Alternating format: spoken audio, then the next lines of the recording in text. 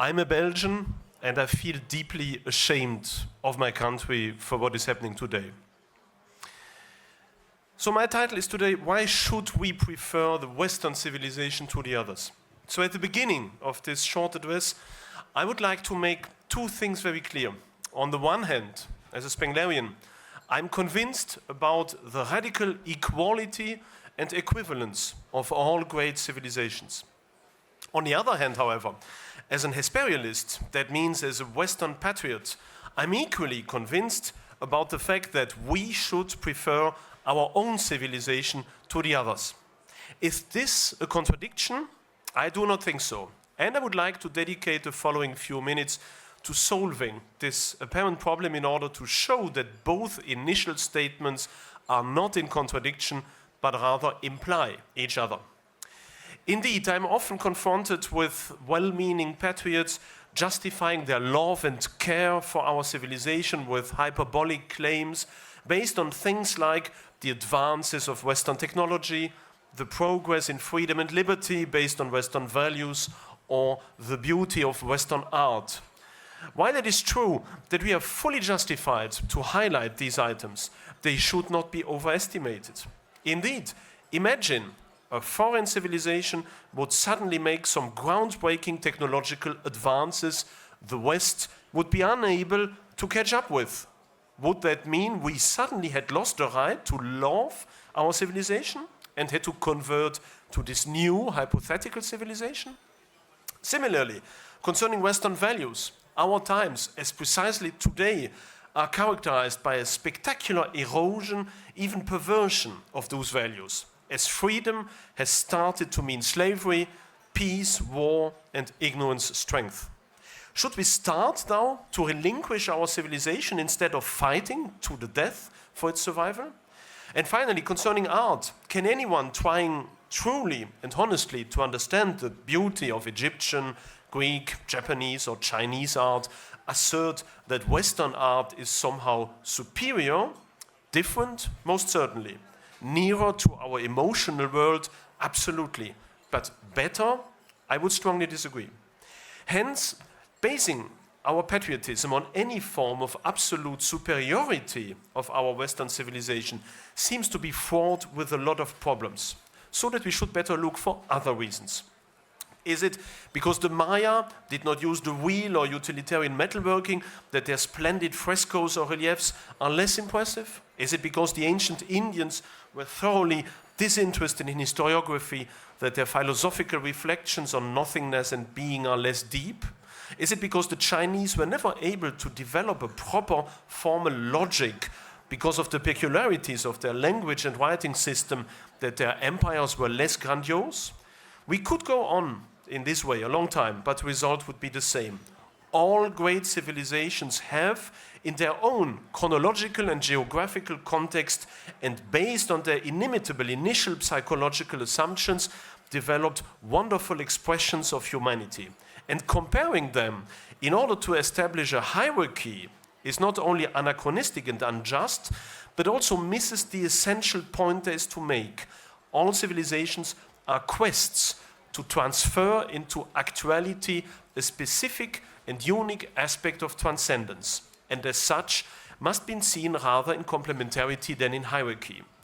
This leads to three consequences. First, all civilizations have their right to live and to be considered on their own grounds. There are no superior or inferior civilizations. And even though it is obvious that there are clear differences between them and even spectacular punctual deficiencies in some, these have to be interpreted in the holistic context of the general cultural economy and mindset of their civilization. Second, anyone who truly immerses himself in the close study of a non-European civilization understands that civilizations are complementary but cannot be artificially mixed without dissolving. Indeed, all civilizations are based on a unique mindset from which all their concrete expressions emanate. These expressions can occasionally inspire other civilizations, even though this generally means a radical if not misinterpretation. But their basic assumptions cannot be mixed. exactly as radically different languages like Chinese, Arabic and Latin cannot be mixed. Third, and this is the whole point of this speech, we as Westerners have not only the right, but even the moral duty to prefer our civilization to the others and to cultivate a sane Hesperialist patriotism. And that for several reasons. The first reason refers to what has often been called the Ordo Caritatis. As human beings, we are placed in a hierarchy of different categories of belonging. We belong to a specific sex, a specific family, a specific place, a specific region, a specific nation, a specific civilization, often identical to a specific religion, and of course, but only as largest and fuzziest category, to humanity. And as concrete solidarity is logically felt and acted upon on the basis of shared similarities, it is obvious that we have the right and duty to love and defend our civilization more than we should love and defend humanity or other civilizations. A second aspect results from the simple fact that there is no alternative to loving our civilization, as it would mean a lifetime of study, immersion, and self-assimilation to truly and emotionally partake in any other civilization. It can and has been done, but as a huge price and only as fruit of an enormous devotion. Of course, there are those who mix and match and also those who only want to focus on humanity.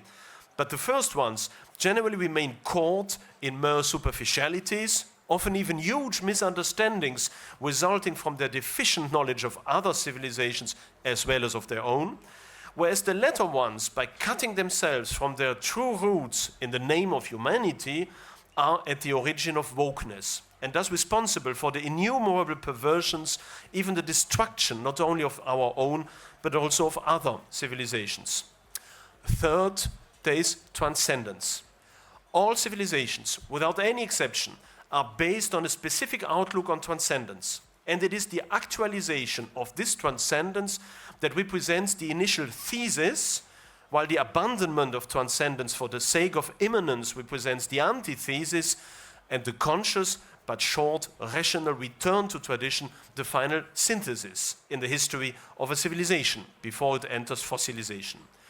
Realizing transcendence is the true, even the unique aim of our existence, and thus we have to embrace Christianity, the faith that is so inseparably linked to Western civilization, with love and enthusiasm, as being our own possible path towards true spiritual self-actualization. This also implies a necessary but often overlooked correlate. Only those elements of our Western civilization are worthy of our love and support that are stemming from our collective quest for transcendence. And fourth and finally, there is destiny. Indeed, if we believe in transcendence, as we should do, then we also should reflect upon the question why we have been incarnated at precisely the time and place we are in now. Our life was meant to have a name, a sense, and hence, being a Westerner in the 21st century is not a regrettable accident, but a mission. Defending the West against all its outer and inner enemies, drawing courage, strength, and wisdom from the traditions of our forefathers, and keeping the faith despite all temptations is not optional. It is what we are here for. And this will be, of course, the subject also of one of my new books on European conservatism that will be published in a couple of weeks with the French publisher Salvatore. Now, some will probably say that the historical morphology of which I'm an adept foretells with relentless precision the impending synthesis, decline, and fossilization of the West. Why then bother remaining on a sinking ship instead of cynically watching Rome burning from a secure distance?